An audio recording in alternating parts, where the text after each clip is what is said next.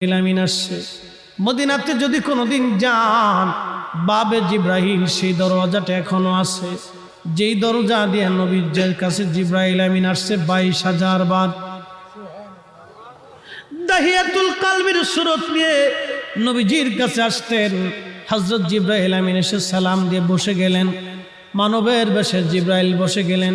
ইয়া রাসূলুল্লাহ, আল্লাহ পাঠিয়ে দিয়েছেন, আল্লাহ সবই জানেন, ভিতরে বাহিরে প্রকাশ্য অপ্রকাশ্য আগে পরে, আপনার অন্তর ভিতর বাহিরে সব আল্লাহ জানেন। তারপরও আল্লাহ আমাকে পাঠিয়েছেন আপনার কুশল জানার জন্যে। হুজুর গো, আপনি কেমন আছেন দয়া করে বলবেন ডি। আল্লাহ নবী ডাক দিলেন, জিব্রাইল হে, আমি অসুস্থ আছি, আমার কাছে ভালো লাগে না। আল্লাহর জিব্রাইল চলে গেলেন। পরের দিন আবার এসে সালাম দিলেন, জিজ্ঞেস করলেন, ইয়া রাসূলুল্লাহ আপনি কেমন আছেন? জিব্রাইলকে নবীজি বলেন, জিব্রাইল রে, আমি তেমন ভালো